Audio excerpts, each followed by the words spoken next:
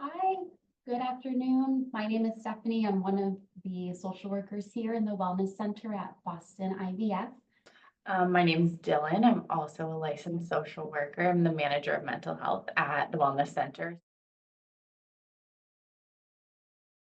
It's so tempting to feel uncomfortable, to not know what to say, and to kind of throw something at it, like, well, at least you can get pregnant or have fun trying. I hear that one sometimes, and no.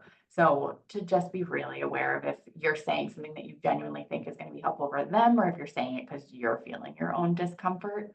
But the best thing you can do is just listen and validate that this experience really sucks for most people. There isn't really another way to look at it. Of going through fertility treatment sucks, and that you're really sorry that that's their experience and how disappointing it is, and just to really offer that validation that they're going through something hard every single day, and that you want to be a support, that maybe you don't know that much about it. But then also to take some ownership and educate yourself a little bit so that they then aren't feeling the burden of having to teach you. But active listening, having a little bit of background information, I think is huge.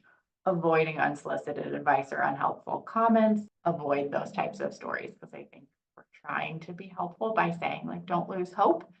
Oftentimes it comes across as really invalidating and makes people feel like, well, that's nice that all those people got pregnant, but I'm not.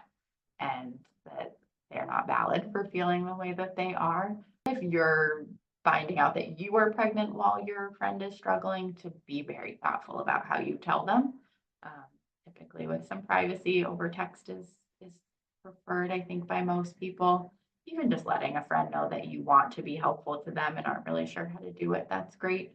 One of the resources that Stephanie mentioned, resolve.org, they're the National Infertility Association, and they do have a page on their website that's called Infertility Etiquette.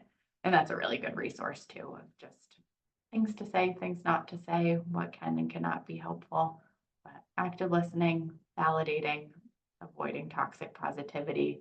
You're not being asked to fix it. I think that's really important to keep in mind. And but hopefully your friend has a doctor that they trust and who has a good plan in place for them. And so the responsibility of getting friend pregnant is of their doctor, and your job is to just be there as a resource and support. There is a lot of power in just presence, being able to be present with someone who is kind of going through something difficult. And yeah, sometimes, like Dylan mentioned, it's so tempting to want to say the right thing or to say like that perfect phrase that will just make it all better, but it doesn't exist. What does exist is being present, actively listening, and just validating what your friend is going through.